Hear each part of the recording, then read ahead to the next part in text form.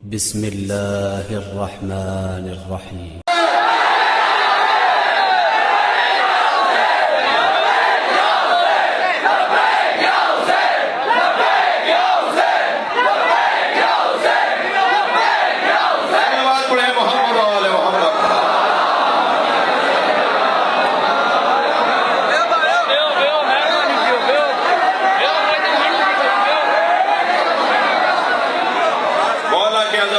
کوئی ٹیڑھی نگاہوں سے بات نہ کرے.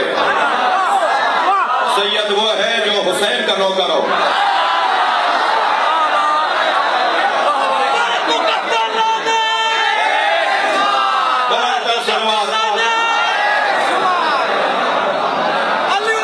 مجھے فضائل پڑھنے دو, مجھے فضائل پڑھنے دو.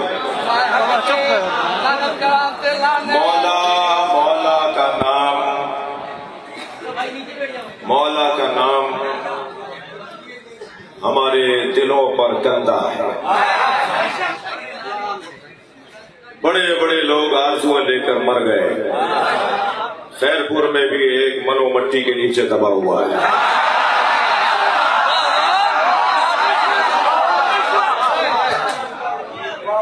بڑی آرزویں تھیں اس کی کہ میں جلوس بند کرواؤں گا, میں ماتم بند کرواؤں گا, میں عزاداری رکواؤں گا. ہم تو آج بھی چوک پہ ماتم کر رہے ہیں.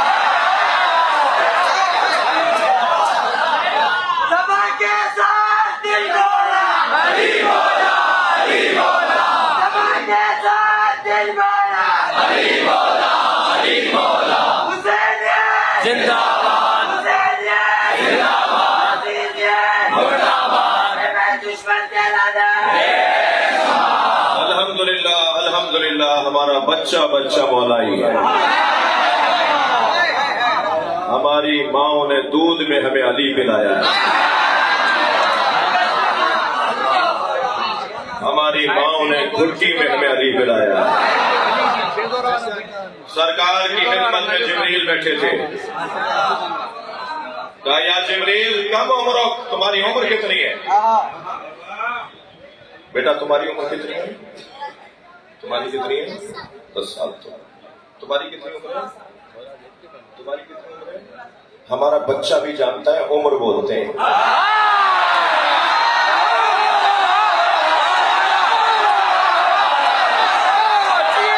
جو ہمارے بچوں سے مقابلہ نہ کر پائے.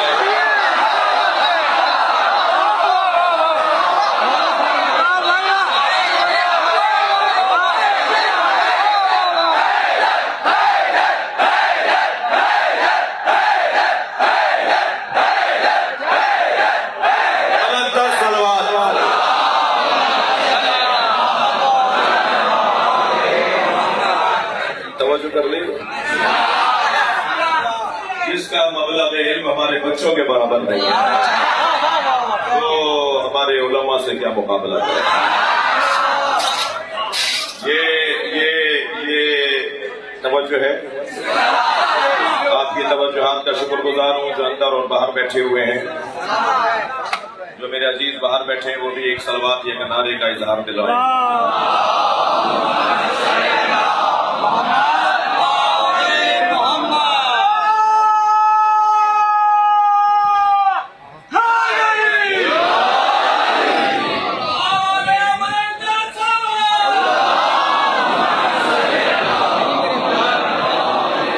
ایک اور صلوات نبی کی ذات پہ.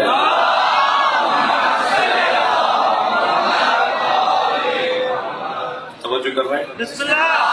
فرمایا سرکار نے یا جبریل کم عمر, تمہاری عمر کتنی ہے؟ تمہاری عمر کتنی ہے؟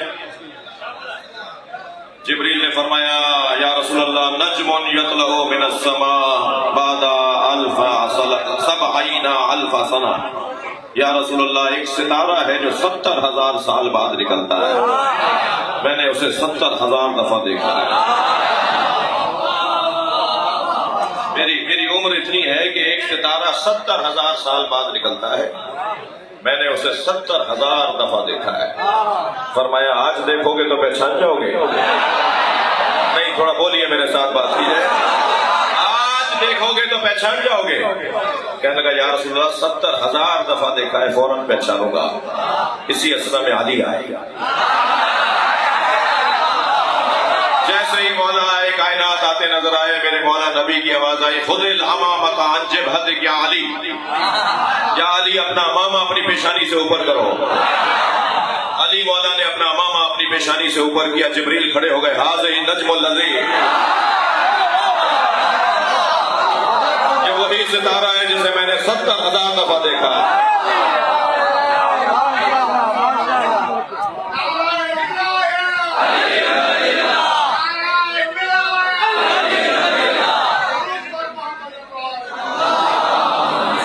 صلوات محمد و آل محمد۔ اصل میں ان جوانوں کا قصور نہیں ہے نا، جگہ تنگ ہے۔ ان کا کیا قصور ہے بیچارے؟ یہ آپ کو پتا ہے یہ کھڑے ہونے کی ایک پیر پہ کھڑے ہوئے ہیں۔ میں کہتا ہوں آپ بیٹھنے سے والوں سے زیادہ انہیں ثواب ملے گا، آپ پھر بھی بیٹھے ہوئے ہیں۔ یہ بیچارے ایک پیروں پہ کھڑے ہیں، یہ کسی سے کوئی پیسے مانگنے تو نہیں آئے، کسی کے زر خرید نوکر تو نہیں ہے، یہ سب علی کی محبت میں آئے۔ جی ان کی بے احترامی برداشت نہیں ہے۔ یہ مولا کے وہ لوگ ہیں کہ جن کی وجہ سے پاکستان میں تکفیریوں کا رد حرام ہے۔ ٹھنڈے کمرے میں بیٹھنے والے وہ مولا ہی نہیں ہے جو ننگے پیر چلتے ہیں اور ماتم میں رہتے ہیں۔ میں خاندانی عزادار ہوں اور میں خود بھی سید ہوں، خاندانی ماتمی لوگ ہیں، جو ماتمی نہ ہو وہ مولا کے فضائل ہی نہیں پڑھ سکتا۔ مجھے پاکستان کے اندر ان سیاستدانوں سے بڑا پیار ہے جن کے گھروں میں عزاخانے ہیں۔ 2 لوگ اگر پاکستان میں ٹھیک ہو جائیں تو تشیع کا رنگ ہی بدل جائے گا، ایک پیسے والے اور ایک علماء۔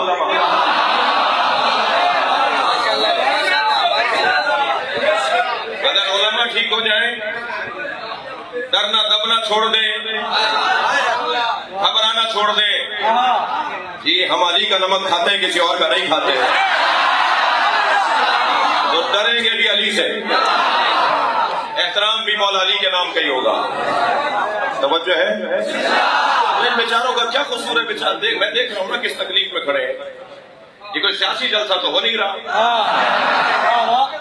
یہ مولا کائنات کا ذکر ہو رہا ہے، علی کے بڑے بیٹے حسن مجتبیٰ کا ماتم ہے، لہذا ان کا احترام رہے، ان کے دلوں میں علی بستا ہے۔ اب یہ بانیان کا مسئلہ ہے کہ ظاہر ہے انہیں اپنے قدیم امام بارگاہ میں مجلس کرنی تھی، جتنی جگہ ہے، جگہ تو یہی ہے، قدیمی ترین امام بارگاہ ہے، تو اب جنہیں تکلیف آ رہی ہے مجھے معاف کر دیں، میرے حصے کی معافی مجھے دے دیں۔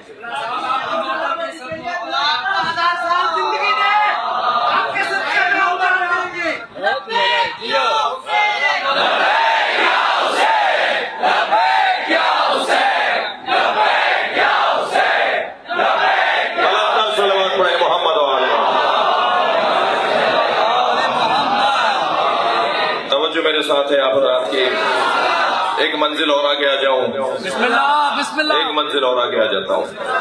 عزیزان گرامی یاد رہے کہ مولا کا جو ذکر ہے وہ میرا اور آپ کا کارنامہ نہیں ہے، مولا کے ذکر کے پیچھے ارادہ پروردگار ہے۔ اللہ چاہتا ہے کہ علی علی ہو، اللہ چاہتا ہے کہ علی کی بات ہو، نبی چاہتے ہیں کہ علی کی بات ہو۔ ہم علی کی بات کریں گے، مولا علی کی بات کریں گے، مولا کا ذکر کریں گے۔ اگر کسی کو برا لگتا ہے تو وہ زیادہ جا کے کھانا کھا لے۔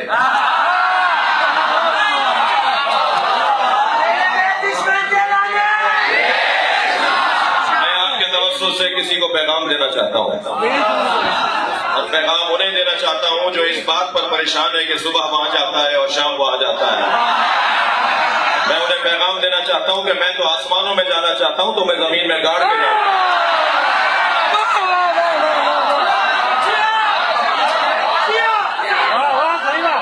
یہ پاکستان ایک سنی نے سوچا تھا، ایک شیعہ نے بنایا تھا۔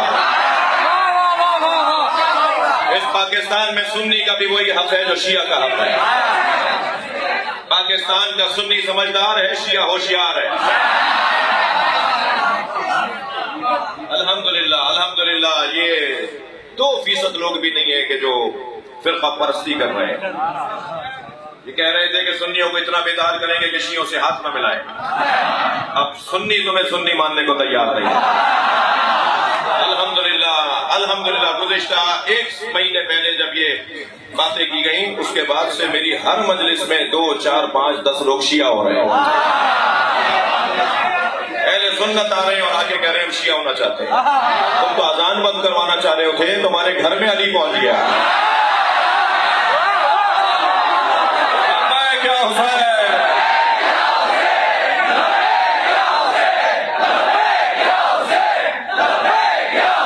بلند تر صلوات محمد وعلی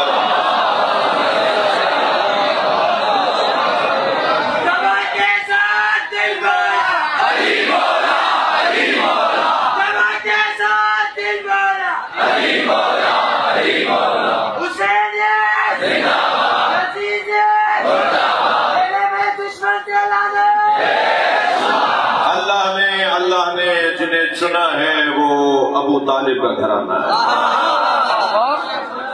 اللہ نے ابو طالب علیہ السلام کو منتخب قرار دیا ہے, ان کی اولاد کو منتخب قرار دیا ہے.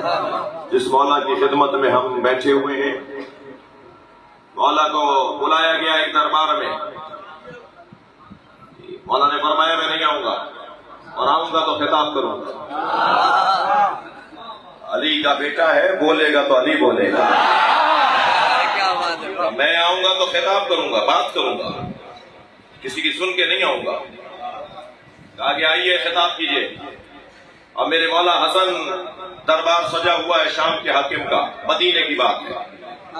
میرے مولا حسن نے ایک مرتبہ خطبہ ارشاد فرمایا, بسم اللہ الرحمن الرحیم الحمدللہ رب العالمین نحن ذریۃ من آدم, میں وہ ہوں جو آدم کی اولاد ہوں. مولا کی خدمت میں کہے مولا یہ جو اور بھی بیٹھے تھے یہ بھی آدم کی اولاد ہیں. یہ حضرت نے کیا فرمایا کہ میں آدم کی اولاد ہوں. گویا امام حسن نے پیغام دیا جو باپ کے نقش قدم پہ چلے وہی اولاد ہوتی ہے, اور جو باپ کہیں مخالف ہو جائے وہ اولاد کہاں رہے گی. پھر میرے مولا نے خطبہ ارشاد فرمایا نحن حزب اللہ الغالبون, ہم اللہ کا وہ لشکر ہیں جو کبھی شکست نہیں کھاتا.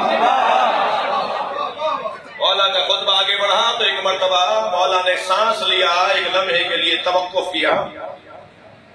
تو حاکم شام کی آواز آئی کہ کچھ اور بھی کہیں گے یا آپ کی بات پوری ہو گئی. حضرت نے فرمایا لو قام علی ھذا المکان وَقُلْتُ عَلَى مَا آتَانَ اللَّهُ مِنْ فَضْلِهِ, اگر میں یہاں کھڑا ہو کر یہ بتاؤں کہ اللہ نے مجھے ہمیں اپنے فضل سے کیا کیا دیا ہے, فَعَوْلًا حَوْلًا, سالوں کے سال گزر جائیں گے, فضائل کم نہیں ہوں گے. ہم اہل بیت کے فضائل ختم نہیں ہوں گے, سالوں کے سال گزر جائیں گے. یہ کہہ کر میرے مولا نے فرمایا خبردار, لو شئت لجعلت عراق شاما وشام عراق ورجلا امرا وامرا رجلا, اگر میں چاہوں تو عراق کو شام بنا دوں, شام کو عراق بنا دوں, میں مرد کو عورت بنا دوں, عورت کو مرد بنا دوں. ایک شخص کھڑا ہو گیا, کہنے لگا فمو کا صغیر و کلاموں کا کبیر, میں یقدر علی ذلک. اے حسن مجتبی آپ کی بات بڑی ہے مگر آپ کا کلام بہت بڑا ہے, مگر آپ کا منہ اتنا بڑا نہیں ہے. معاذ اللہ, کون ایسا کر سکتا ہے کہ جو عراق کو شام بنا دے اور شام کو عراق, مرد کو عورت بنا دے اور عورت کو مرد بنا دے. من نظر الیہ شذرا, امام نے اس کی طرف غور سے دیکھ کر کہا اما تستحینا تجلسینا فی الرجال, تجھے شرم نہیں آتی مردوں میں بیٹھی ہے.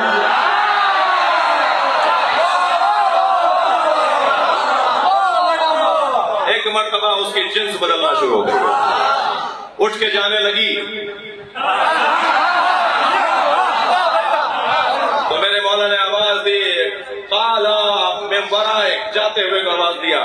میرے مولا نے فرمایا میں نے تیری عورت کو تیرا مرد بنا دیا. اللہ اکبر. پھر اس کے بعد توجہ صلوات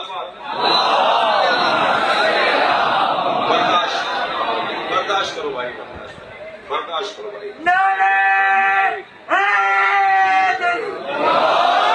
برداشت کرو میرے بھائی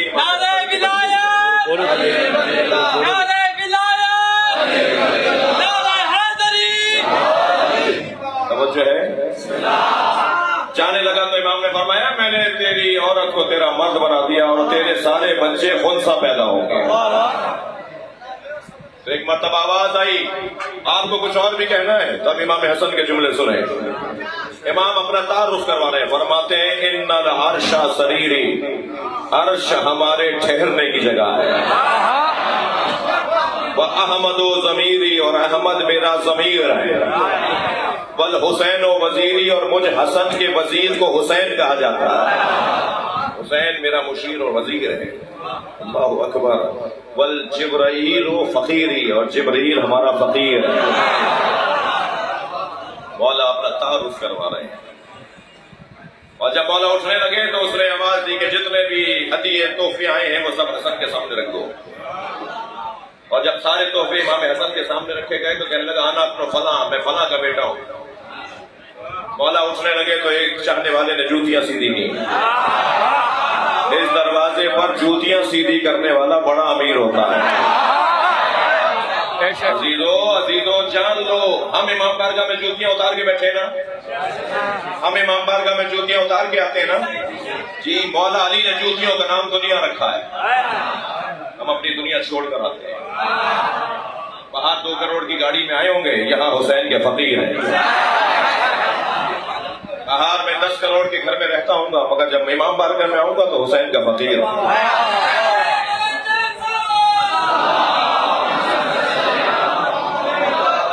صحیح ہے.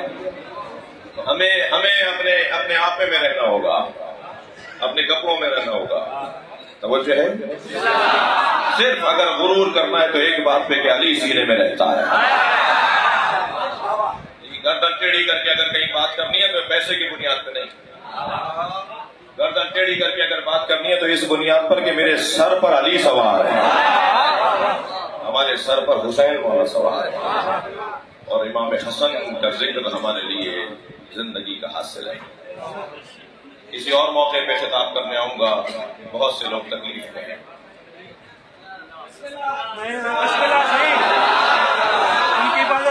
اس کیفیت میں صلوات پڑھیں محمد و آل محمد. اس سے بہتر اور بلند صلوات.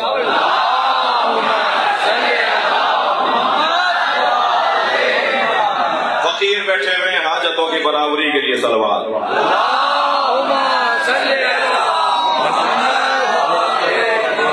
میرے عزیزوں، تشیع بڑی محنت سے یہاں تک پہنچی ہے. اسے نہ مقصروں کے حوالے کرنا، نہ غالیوں کے حوالے. اسے شیعوں کے ہاتھ میں ہی رہنے دینا. یہ ممبر نہ غالیوں کا ہے نہ مقصروں کا ہے، یہ شیعوں کا ممبر ہے. غالی اسے کہتے ہیں جو اپنے مولا کے آگے چلتا ہو، مقصر اسے کہتے ہیں جو مولا کو چلنا سکھاتا ہو، اور شیعہ اسے کہتے ہیں جو مولا کے پیچھے چلتے ہیں. جو مولا کو بتائے کہ ایسے رہیے، ایسے چلیے، ایسے کیجئے، یہ بولیے، یہ نہ بولیے، وہ مقصر ہے. اور جو مولا کو مولا سے زیادہ سمجھتا ہو اور مولا کو مولا کے مطابق نہ مانتا ہو، فرماتے ہیں کفا بھی انسان تکون علی عبدا، کفا بھی انسان تکون علی ربا. یا اللہ، مجھ علی کی سب سے بڑی عزت یہ ہے کہ تو میرا رب ہے. الہی کفا بھی فخرا ان اکون لک عبدا، مجھ علی کا سب سے بڑا فخر یہ ہے کہ میں تیرا بندہ ہوں. الہی انتا کما احب فاجعل لی کما تحب، یا اللہ مجھے ایسا بنا دے جیسا تو چاہتا ہے.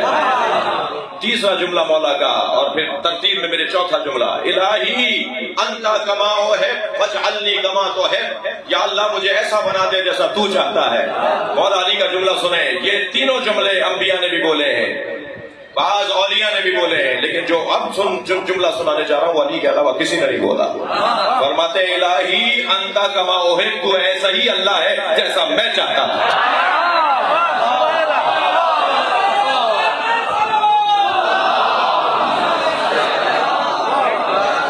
بتائیں گے کہ اللہ کی معرفت کیسے ہے. امام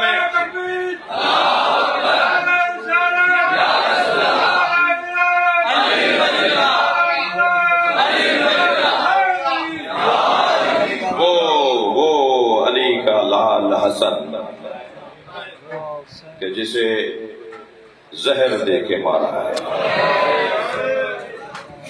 اور زہر بھی وہ زہر کہ اگر سمندر میں ڈال دیا جاتا تو میلوں کے فاصلے میں آنے والی مچھلیاں مر جاتی ہیں. زہر دینے والی بھی زوجہ ہے، زہر بھی افطار میں دیا گیا ہے. میرے مولا جس دن زہر دے کر شہید کیے گئے ہیں اس دن افطار روزے سے تھے. جب شربت کا ایک گھونٹ مولا نے لیا تو یہ کہہ کے رکھ دیا کہ تیری مراد اس میں پوری ہو جائے گی، تو جو چاہتی ہے وہ پورا ہو جائے. عزیزانو، اس 11 سالہ بچے کو بھی سلام کیجیے جو کربلا میں اپنے بابا کی جگہ قربان ہو رہا ہے، اور اس زوجہ کو بھی سلام کیجیے. اگر ایک زوجہ نے زہر دیا ہے تو ایک زوجہ نے کربلا میں حسن کے لال قاسم کو قربان کیا. جب امام حسن جناب قاسم کا لاشا لے کر آئے، ہمیشہ جب بھی حسین لاشا لاتے تھے اس شہید کی ماں، بہن، بیٹی آگے بڑھ کر استقبال کرتی تھی، مگر جب جناب قاسم کا لاشا لائے تو جناب ام فروہ نظر نہیں آئی. امام نے تعجب سے کہا، بہن زینب، بھابھی ام فروہ کہاں ہے؟ فرمایا کہ جب قاسم کی شہادت کی خبر آئی تھی تو ام فروہ پشت خیمہ پہ چلی گئی تھی.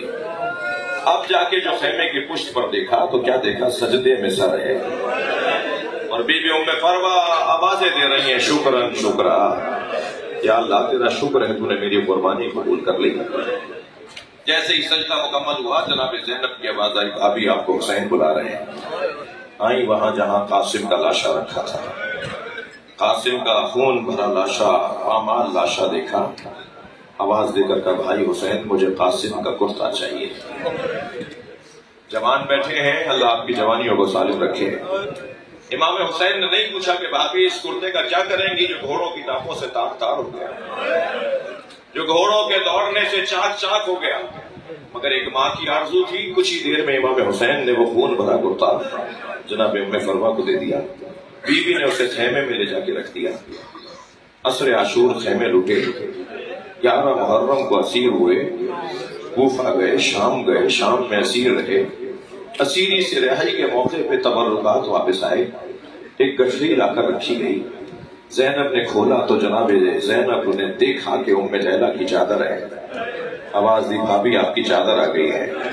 ایک اور چادر کو دیکھ کر آواز دی، بھابھی ام رباب آپ کی بھی چادر آ گئی ہے. ساری بیویوں کو چادریں دیں تو ایک چھوٹی سی چادر نظر آئی. اجرکم اللہ، اجرکم اللہ. بی بی نے وہ چھوٹی سی چادر اٹھائی اور قبر سکینہ پہ پھیلا دی اور آواز دے کر کہا، سکینہ اٹھو، تمہاری چادر بھی واپس آ گئی. عزاداروں رو رہے ہیں نا، آپ کی آوازیں بلند ہو گئی. مجلس اپنے کمال پر آ جاتی ہے جب آوازیں بلند ہو جائیں. اور میرے بچوں، جوانوں، مجلس میں تکلف کر کے نہیں بیٹھا کرو، اس لیے کہ جب آپ بلند آواز سے روتے ہیں تو امام جعفر صادق دعا دیتے ہیں. میرے مولا فرماتے ہیں، یا اللہ یہ ہمارے عمر کو زندہ کر رہے ہیں. امام محمد باقر مصلی بچھا کے دعا کرتے ہیں حسین پہ رونے والوں. اجرکم اللہ. آوازیں بلند ہیں تو ایک جملہ اور کہہ دیتا ہوں. جناب زینب نے دیکھا ایک چھوٹی سی چادر، بڑھ کر سکینہ کی قبر میں وہ چادر پھیلا دی. مگر اس سے زیادہ سچ جملہ کہنے جا رہا ہوں، 2 بالیاں بھی نظر آئیں. سکینہ اٹھو، تمہارے بابا کا ہدیہ واپس آ گیا. اجرکم اللہ، اجرکم اللہ. آپ کی آوازیں بلند ہیں، اللہ آپ کو کوئی غم نہ دے سوائے غم اہل بیت میں، ہمیں رونے روانے والوں میں قرار دے. یزیدی لشکر کا ایک سپاہی کہتا ہے کہ جب خیمے جل رہے تھے تو میں نے ایک بیوی کو، ایک خاتون کو دیکھا جو چلتے ہوئے خیمے میں جانا چاہتی ہے، مگر خیمے کی چوب سے ٹکراتی ہے، پھر راستہ بدل کر آتی ہے تو خیمے کی چوب سے ٹکرا کر پیچھے ہٹتی ہے، مگر بالآخر وہ خیمے میں چلی گئی۔ جب وہ جانا چاہتی تھی تو میں یہ سمجھا کہ شاید کسی نے اس کے سر پہ چوٹ ماری ہے، اور سر پہ چوٹ لگنے سے اس کی بینائی چلی گئی ہے، اسے نظر نہیں آ رہا کہ آگے آگ جل رہی ہے۔ کہتا ہے میں دوڑتا آیا اور میں نے کہا بیوی تمہیں نظر نہیں آتا آگے آگ جل رہی ہے؟ تو اس بیوی نے مڑ کر دیکھا اور کہا یا شیخ انا لنا علیلون، اس خیمے میں ہمارا ایک بیمار رہ گیا ہے، تو اپنے پیروں سے چل کے نہیں آ سکتا، اور وہ علی کی بیٹی زینب، وہ حسین کی بہن زینب چلتے ہوئے خیمے میں چلی گئی اور اپنی پشت پر سید سجاد کو اٹھا کر لائی۔ آپ نے دیکھا کہ کتنا مشکل تھا چلتے ہوئے خیمے سے لانا۔ علامہ ذیشان حیدر جوادی مقتل لکھتے ہیں، کہتے ہیں کہ چلتے ہوئے خیمے سے امام سجاد کو لانا کتنا مشکل تھا، اس سے زیادہ مشکل تھا قبر سکینہ سے بی بی رباب کو اٹھانا۔ بی بی کو اٹھا کر لاتے تھے، بی بی پھر چلی جاتی، بی بی کو اٹھا کر لاتے تھے، بی بی پھر چلی جاتی تھی۔ جب جناب زینب نے کہا نا بھابھی قافلہ تیار ہو گیا چلیے، تو روتے ہوئے فرمایا زینب میرے مدینے میں کون ہے؟ میرا وادی کربلا میں رہ گیا، میری بچی اکیلی ہے۔ کیسے قبر سکینہ سے جناب رباب کو اٹھایا، اس کا بیان بہت مشکل ہے۔ بیوی کو محمل میں لا کر بٹھایا، قافلہ چلنے لگا۔ شام کے دیہات کی عورتوں نے نوحے بلند کیے، الوداع یا زینب، الوداع یا زینب۔ جناب زینب نے محمل کا پردہ ہٹا کے شام کی عورتوں سے کہا شام کی عورتوں مجھ پر ایک احسان کرو گی؟ اجرکم اللہ، اللہ آپ کو جناب سکینہ کی قبر پہ لے جائے، اللہ آپ کو جناب زینب کی زیارت کروائے۔ جب روتے ہوئے دعا مانگی جاتی ہے نا وہ جلدی قبول ہوتی ہے۔ بی بی زینب نے محمل کا پردہ ہٹا کر کہا مجھ پر ایک احسان کرو گی؟ شام کے دیہات کی عورتوں نے کہا بی بی حکم کریں گی۔ میری بیوی نے اشارہ کر کے کہا ہماری سکینہ کو اکیلا نہ چھوڑنا، جب آپ جائیں نا شام بیوی کی زیارت کرنے تو جالی سے قبر کو ضرور دیکھیے گا۔ آج بھی شام کے دیہات کی عورتیں کھلونے لا کے ڈالتی ہیں اور ایک نوحہ پڑھتی ہیں تمہاری پھوپھی سے وعدہ کیا تھا تمہاری قبر پہ آتے رہے۔ اجرکم اللہ، اجرکم اللہ۔ قافلہ رہا ہو کر چلا، ہر بیوی نے اپنی اپنی گٹھڑی اٹھائی ہوئی تھی، جناب ام فروہ نے بھی اپنی گٹھڑی سینے سے لگائی ہوئی تھی۔ یہ قافلہ کربلا پہنچا اور کربلا سے مدینہ پہنچا۔ جب مدینہ پہنچی نا تو فرمانے لگی میرا اونٹ جنت البقیع لے جاؤ۔ جیسے ہی جنت البقیع میں قبر امام حسن کے برابر پہنچی، برابر میں بیٹھی، گٹھڑی کھولی، خون بھرا کرتا نکالا، امام حسن کی قبر پر پھیلا دیا، اے میرے والد تمہارے بچے قاسم کی نشانی لے کر آئے۔ قاسم نے وفاداری کا حق ادا کر دیا، گریہ ہو گیا، مجلس مکمل ہو گئی۔ ابھی آپ تابوت کی زیارت کریں گے، زیارت کرتے وقت اس بات کا خیال رہے یہ وہ تابوت ہے جو دوبارہ گھر میں واپس گیا ہے۔